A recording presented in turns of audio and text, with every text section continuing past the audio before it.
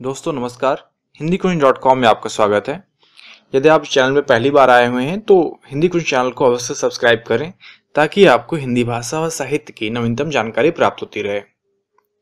आज हम लोग बात करने चल रहे हैं डॉक्टर राम कुमार वर्मा की ऐतिहासिक एकांकी औरंगजेब की आखिरी रात के बारे में। औरंगजेब की आखिरी रात ऐतिहासिक घटनाओं पर आधारित एकांकी है।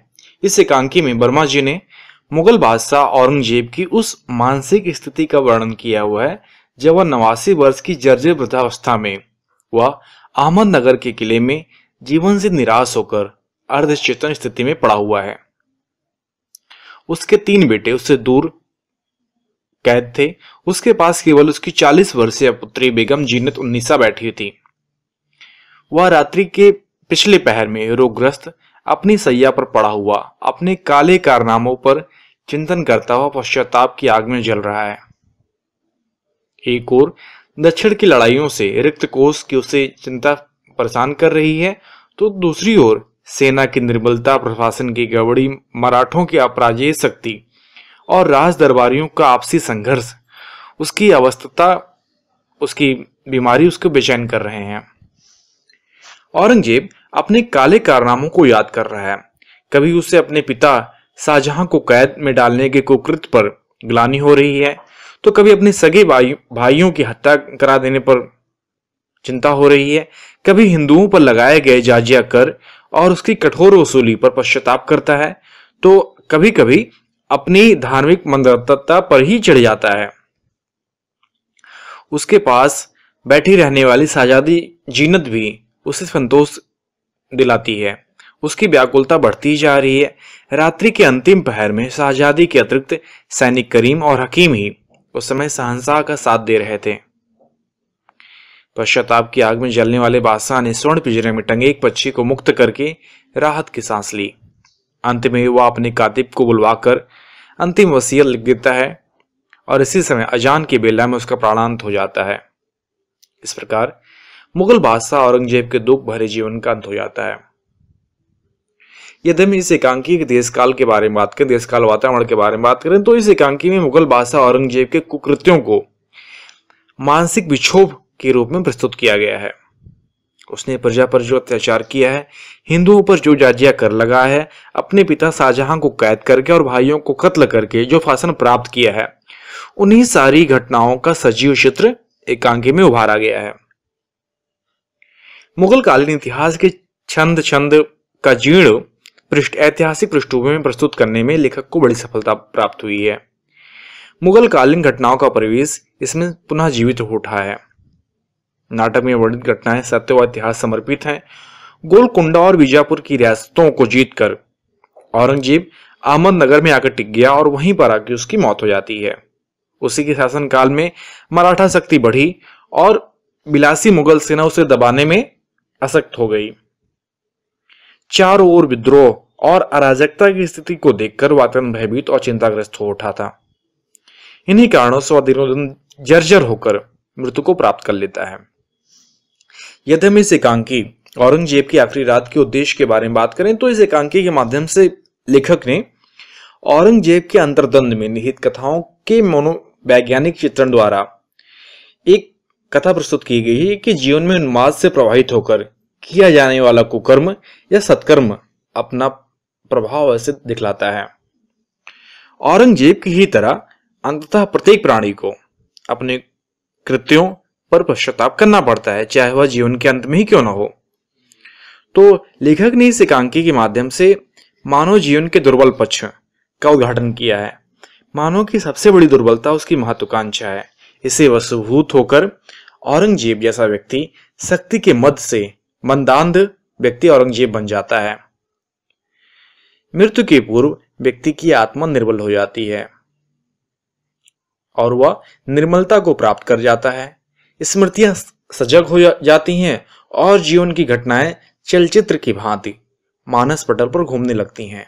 व्यक्ति तटस्थ होकर अपने जीवन के अनौचित चित्त पर विचार करता है। जीवन के ऐसे ही कतिपय सिर सत्यों से अवगत कराना लेखक का इस एकांकी में उद्देश्य रहा है। इस उद्देश्य में नाटककार को डॉक्टर रामकुमार वर्मा जी को पूर्ण सफलता प्राप्त हुई है। यदि हम इस एकांकी के प्रमुख पात्र औरंगजेब के बारे में बात करें तो औरंगजेब ही इस एकांकी का मुख्य पात्र है। एकांकी की संपूर्ण घटनाएं उसी के आसपास घूमती रहती हैं। एकांकी का केंद्र बिंदु 89 वर्ष का बूढ़ा रोगग्रस्त मुगल बादशाह औरंगजेब है। वह स्वयं अपनी आप बीती अपनी पुत्री को सुना रहा है, किंतु इस स्वर में निराशा, वेदना, पीड़ा और असहाय अवस्था है।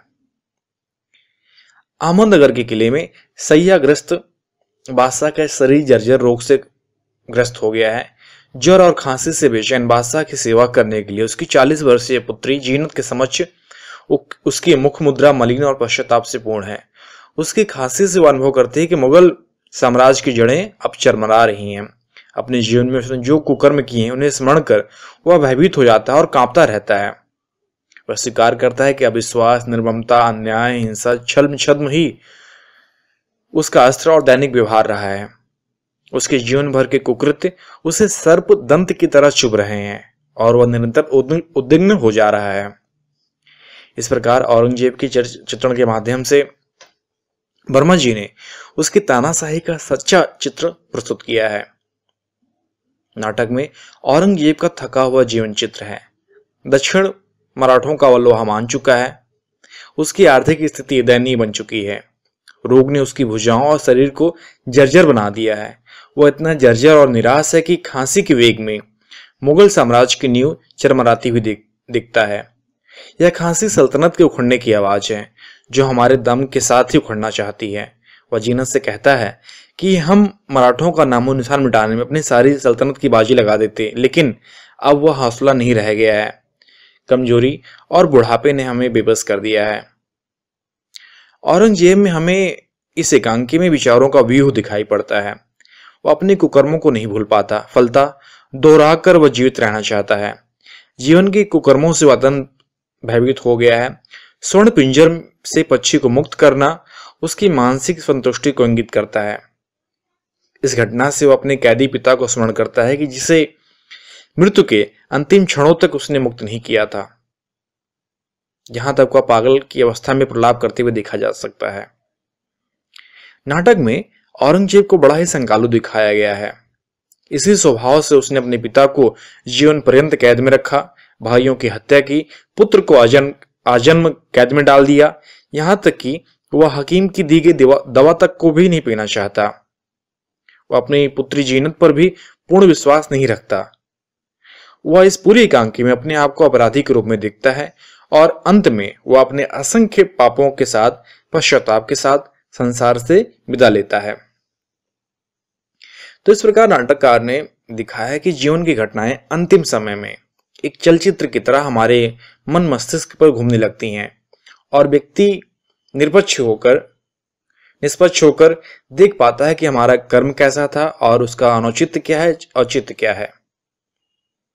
तो जीवन के ऐसे ही कतिपय सत्यों से अवगत कराना लेखक के इस एकांकी में उद्देश्य रहा है और एकांकीकार ने अपनी बात पाठकों तक पहुंचा पाई है। आशा करता हूं कि यह वीडियो आपके लिए उपयोगी सिद्ध होगा। यदि आपको अपने विषय व अध्ययन से संबंधित और अधिक अध्ययन सामग्री चाहिए या इस एकांकी को लिखित रूप में आपको प्रश्न उत्तर के रूप में चाहिए तो आप hindiqueen.com को विजिट करें। वहां आपके लिए उपयोगी अध्ययन सामग्री उपलब्ध कराई गई है, जिसका लाभ उठाकर आप अपनी परीक्षा में अधिक से अधिक अंक उठा सकते हैं। साथ ही साथ आप YouTube पर हिंदीक्वीन चैनल को अवश्य सब्सक्राइब करें ताकि आपको हिंदी भाषा और साहित्य की नवीनतम जानकारी प्राप्त होती रहे। धन्यवाद।